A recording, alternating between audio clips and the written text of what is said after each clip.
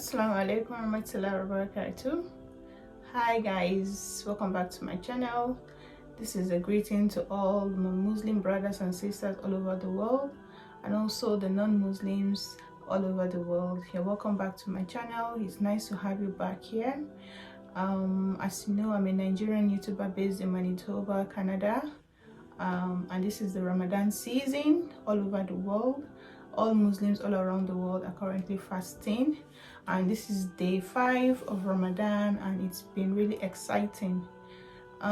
So I decided to come up with a video of what kind of misconceptions people have about the Ramadan fast, especially to non-Muslims. They have a lot of questions usually during this Ramadan period, and this video is here to clarify some of them. Of course, we won't be able to clarify all of them, but these are some of the ones that I have had personally and I have seen. So I'll be answering those questions. Basically, I'll be talking about 10 misconceptions about Ramadan fast, especially from the viewpoint of non-Muslims. So sit back and watch. Thank you. And before I begin, I want to thank all you guys that have subscribed and liked this video so far. We're currently on over 150 subscribers, and this is a very huge plus for me. I really appreciate you guys. And if you're watching this video for the first time, or if you're coming across this channel for the first time, please do well to subscribe and like this video and share to anyone that you think may like it. It goes a long way to help the channel to grow. So let's go right into it. All right, so the first misconception we usually face as Muslims is about the sahur. So the sahur is the pre-dawn meal we wake up to eat very early in the morning before the commencement of the day's fast. So usually the misconception is that if you have to wake up early in the morning to eat that day, it means you're not fasting, you're not considered as someone that is fasting. So yeah, we have different types of fasting, and we have the ones that are almost all faiths have their seasons of fasting. Christians, Muslims, and some other kind of religions have their period of fasting, and they have their own ways of doing it. And our own Ramadan fast will go according to the teachings of our Prophet Muhammad sallallahu alaihi wasallam, whereby you have to wake up early in the morning to have your pre-dawn meal. So the pre-dawn meal is you just wake up to, aside eating, it's a way of making your daily intention to say, okay, you're going to fast that day. You wake up, you could just wake up to just take a cup of water, a cup of milk, you could eat, you could, yeah, but it is not recommended that when you wake up you try to load your stomach and fill it up to the brim. No, it's just a period where you wake up, you make your intention that you're going to fast, and you take something. So the essence of the sahur is actually to nourish your body, to give you energy for the day's fast, for the day's job you'll be doing, for the day's activity. It's not for you to fill up your stomach and say you're fasting. No, that is not the essence. As I said, we follow the sunnah of the Prophet Muhammad sallallahu alaihi wasallam. It is recommended, it is highly recommended you wake up to have the pre-dawn meal. And there's a lot of people that wake up at that time and they're not used to waking up at that period to eat, so they just wake up. You could just take a date like debino, that date. You just take one, just take water, just to observe that period. Of course, there's some people that wake up to eat, like most Nigerian families. That is where you start hearing the mortar pounding, pounded yam, semo, and all that, whatever it is. But the essence is just to wake up to take something. And come to think of it, for those that are fasting, no matter what you wake up to eat as sahur, trust me, by 10 a.m., 11, the hunger starts. So it doesn't, I've never had somebody that says, oh, I'm filled up because of what I ate. Rather, when you wake up and you eat too much, you become so very uncomfortable throughout that day. You either have constipation, you either have so much gas, you start belching, you become so uncomfortable. Me personally, whenever I wake up to take sahur, if I just take tea and bread, maybe just 2 slices of bread, or I just take water, or I take dates, I am even more comfortable during the day to fast than when I eat something solid, like when I take semo or something hard. I become so uncomfortable, I become too heavy, I keep belching, I have ulcer, I belch, my tummy become bloated and all that. So that we wake up to take pre-dawn meal doesn't mean we're trying to combat the effect of hunger much later in the day. No matter what you eat during the sahur, every Muslim can testify to it. It can never help. So of course, there are some faiths that when they are fasting, they don't wake up to take pre-dawn meal, which is fine. They just sleep and wake up and then they begin their fast. They don't eat anything. But according to Muslims, the teachings of Islam, you have to wake up to have a pre-dawn meal to take on the days of fasting. I hope that clarifies that. So I'll be looking at this side because I have a list of the misconceptions I'll be talking about.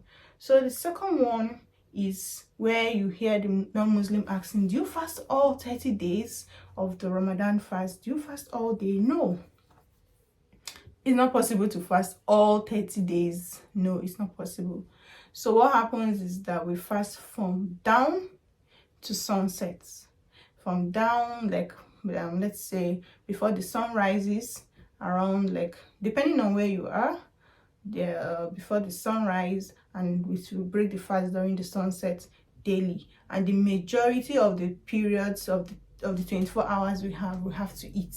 You eat, you sleep, you eat whatever you want. But from the down to sunset at the period that we fast for the whole 29 or 30 days, depending on when the moon is sighted.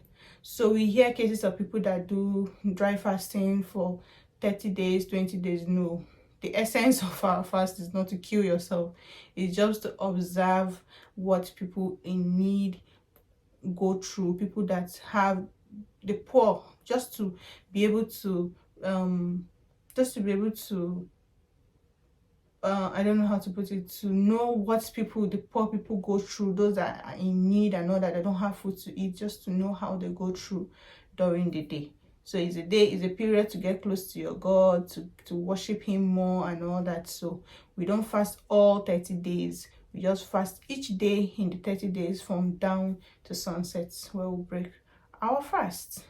So the third misconception is where people ask that, aside eating, what else do you compromise on? Like, Ramadan fast, is it only that you don't eat?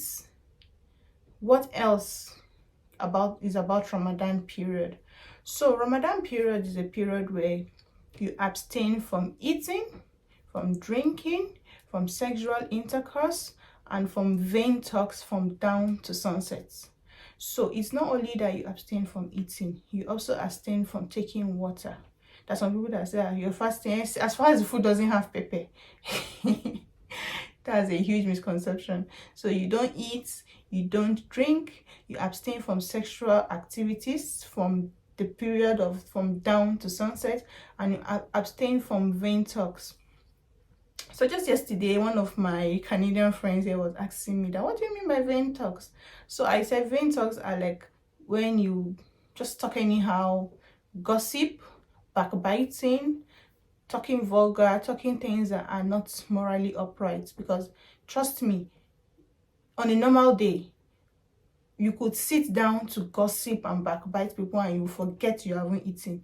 So if during Ramadan fast you engage in all those things, it means you're not fasting. So you're supposed to abstain from vain talks throughout the period of fasting. Of course, it's not only limited to Ramadan. All through a Muslim life, you're not supposed to be gossiping and all that, but it is really highly recommended during fasting to abstain from gossiping and from just talking anyhow and all that. You should everybody around you should know you're fasting. In fact, it's even said that if somebody engages in fasting, if somebody engages in gossiping or backbiting when actively fasting, it is as good as you are eating the flesh of a person. And if you are eating the flesh of the person, it means you're eating, it means you're not fasting. So it is abstinence from eating, from drinking, from sexual intercourse, and from vain talks from dawn to sunset. So the sexual part of it is when you're actively fasting, you cannot engage in having sexual activities with your partners. Of course, you could kiss, you could peck, and that's the height of it. You could hug, but the main, no, it's.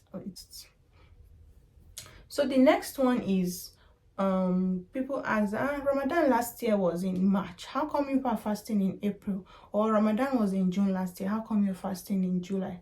So Ramadan is a month in the Islamic calendar whereby we observe fasts, and the Islamic calendar is based on the lunar calendar, so we follow the sighting of the moon and the disappearance of the moon. When the new moon, a new crescent is sighted, it means the beginning of a new month. So every year it varies on when the new month is going to be. So Ramadan last year was possibly in so and so month. This month is going to be in a different month. That's why we don't have it in a particular time, just like how you have Christmas celebration every December 25th or so. No, we base it on when the moon, the new moon of the next month is sighted. That is when we begin the Ramadan fast. That is why we cannot tell you that we're going to fast for 29 days or for 30 days. Why? Because we don't know if on the 29th day the moon is going to be sighted or not. But if the moon is not sighted on the 29th date, then we'll fast for 30 days,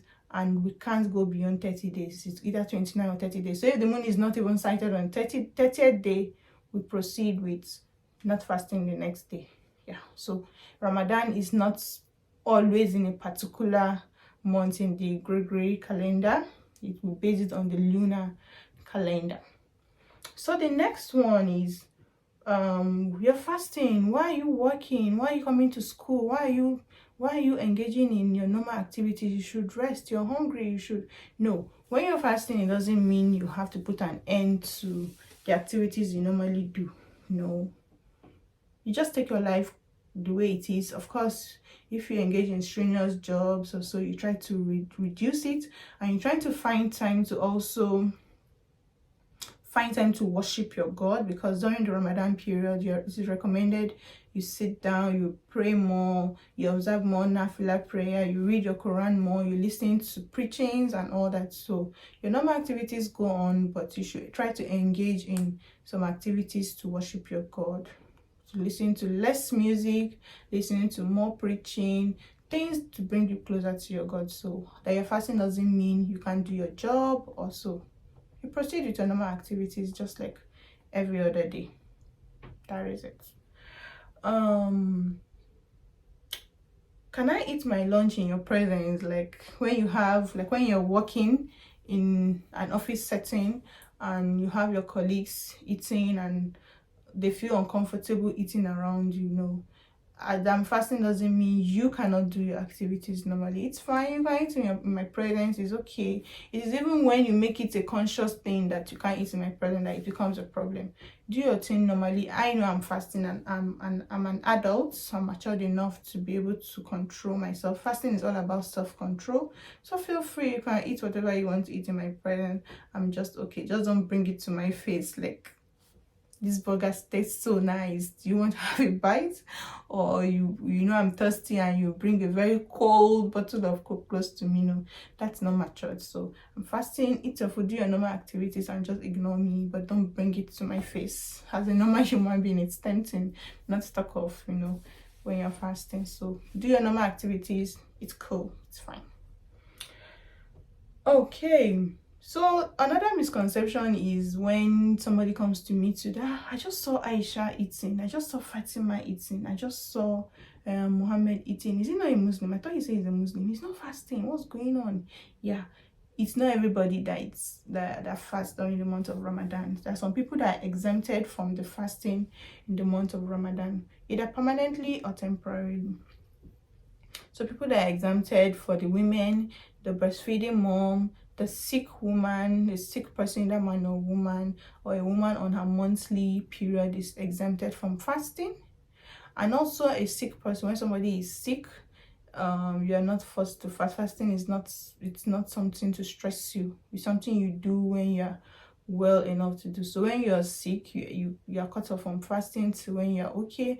And if it is a permanent illness, you know within you and your God you can't fast. Like people that have chronic ulcers, chronic sickness and all that, they're exempted from fasting. And the people that are very old, we have old people that fast, old grannies that no matter what you tell them, they'll still fast their fast.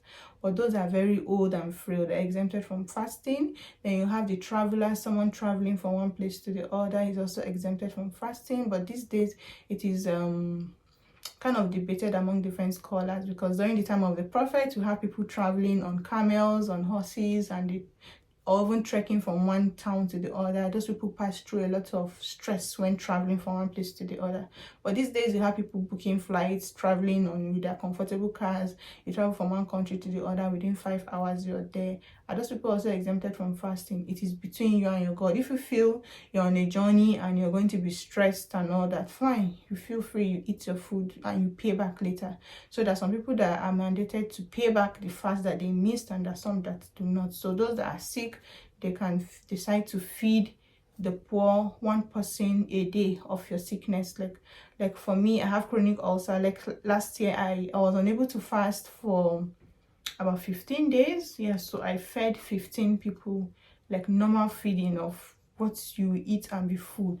You feed 15 people and all that. So there's some people that are exempted from fasting, and there's some that are not. So if you see somebody eating, a Muslim that is eating, especially women, please just allow them. They know what they're doing. Though it is not recommended that when you're not fasting, you come out and you're eating your food and all that. You have to have that kind of like shame, like that kind of piety, like just restrict yourself, eat your food and all that. But it's fine, do your thing.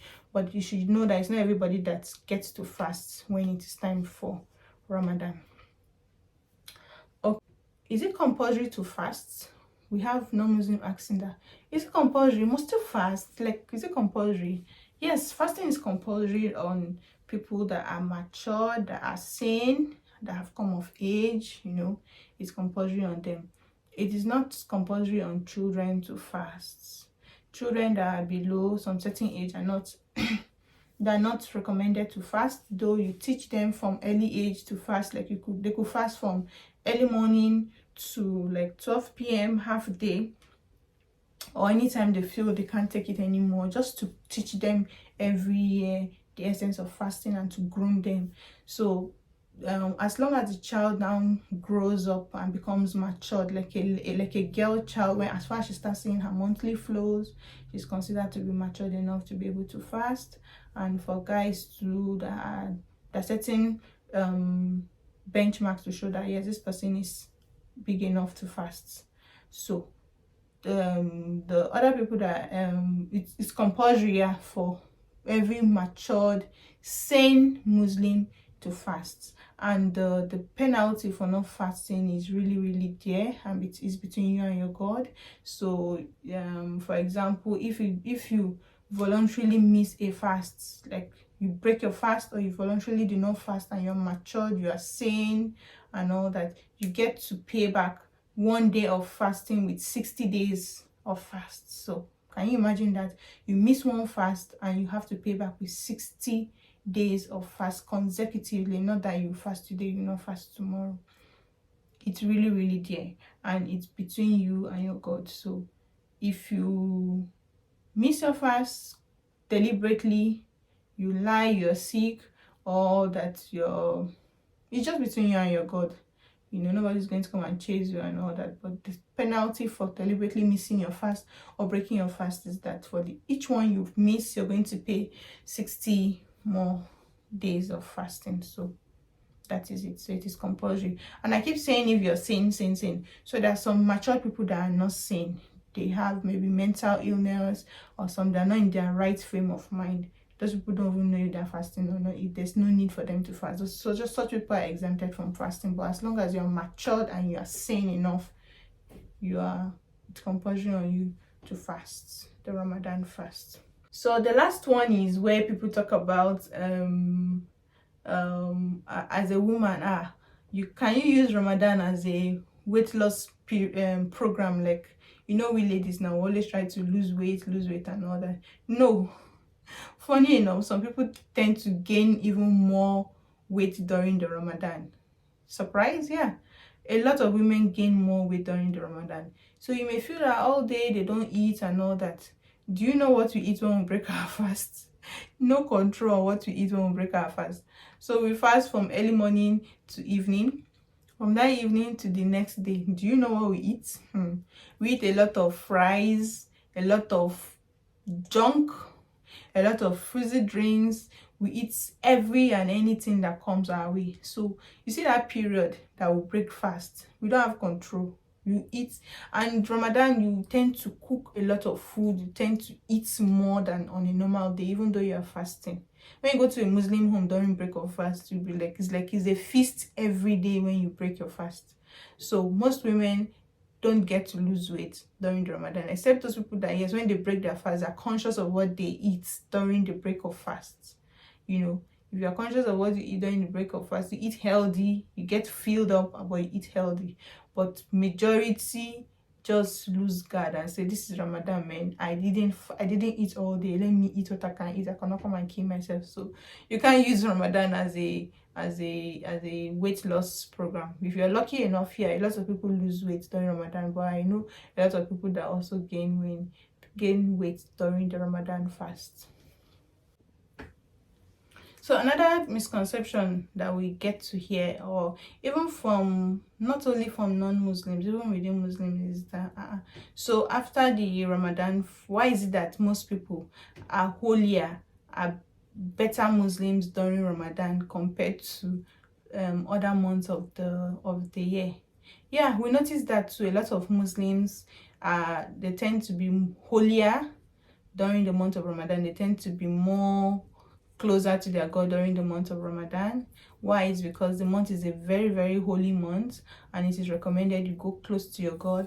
And then the lessons you learn from Ramadan every year, you're supposed to take it round throughout the other months of the year as a kind of lesson. So it is not like it is a teaching of Ramadan for you to just be closer to God during the month. No, Allah wants you to be closer to him all year round, not selecting a particular month to be close to him.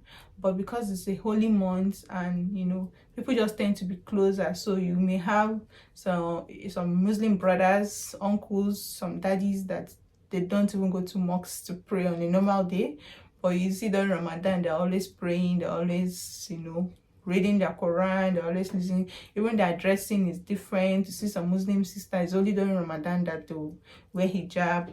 They'll not even wear makeup during the whole month of Ramadan. You see them praying, going for tahajjud, tarawih prayers, itikaf and all that. Well, even though it is a good thing, but it is recommended that whatever lesson we learn and whatever activities we do during Ramadan, we should try to imbibe it in our lives during the whole year. So it is not that it is recommended that only during Ramadan you should be closer to your God. It's just a normal human instinct to be closer to God at this time. But you should try as Muslims to always imbibe whatever thing we do during the Ramadan, we should try to do it in all the other months of Ramadan, because you never know when you're going to go and meet your Lord. You never know when you're going to die. You don't have a specific time on this world, in this earth. So we should try to be pious Muslims any time of the month, so that the light will always shine on us on every month of the year. All right, so thank you very much for watching this. I hope you have learned one or two things. If you have any question, you can put it in the comment section, and if you like this video, please give this video a thumbs up. And if you are yet to subscribe, please don't forget to subscribe so you see more content on Ramadan and every other thing. Thank you very much, and do have a nice iftar. Bye.